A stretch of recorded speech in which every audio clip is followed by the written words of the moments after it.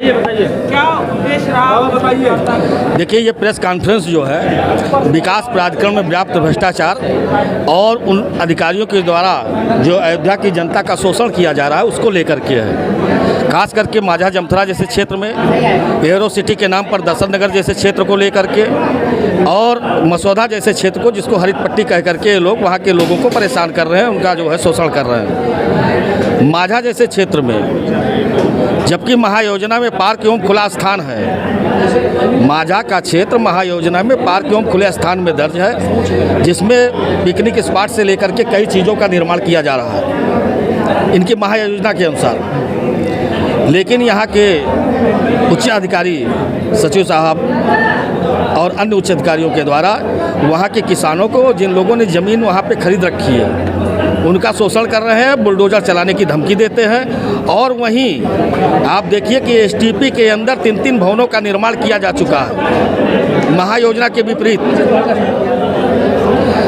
अभी 3 को इनके द्वारा महायोजना को 30 एकड़ भूमि को बदलने का, उसका भूमियोग बदलने का प्रयास किया गया और वहीं अन्य किसानों को उसी स्तर पर रखा जा रहा है।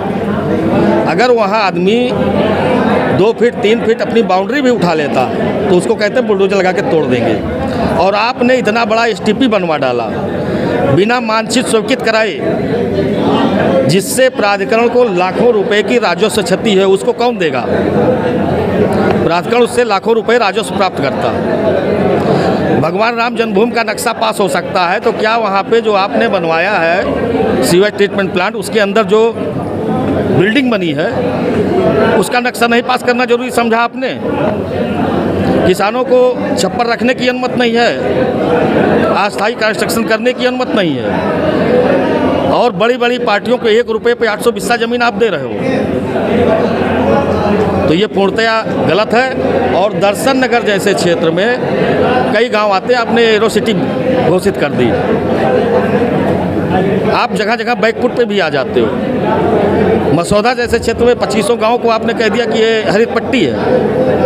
वहाँ के लोग जो ज़मीन खरीद चुके हैं, जो मकान बनवा चुके हैं, वो क्या करेंगे? आप कहते हो चलो जो बनवा चुके हैं उनको रहने दीजिए, उनको नहीं तोड़ेंगे। जैसे आपने देखा होगा कि गुप्तार घाट जैसे स्थान पर बरसों से लोगों ने अपनी दुकानें खोली थी। वहाँ के लोगों को इन्होंने आश्वासन दिया कि दुकानें बन रही, मैं आपको दुकानें दूंगा। बड़ी बड़ी पार्टियों को ऊंचे दामों पर आपने बेच दिया, उनको हटाने के लिए बात कर रहे हैं आप लगातार। और अगर बीजेपी यहाँ से चुनाव हारी है तो ऐसे ही अधिकारियों के कार्यशैली के कारण हारी है। इसकी शिकायत आप मुख्यमंत्री से करेंगे? आप ये मुख्यमंत्री को मैं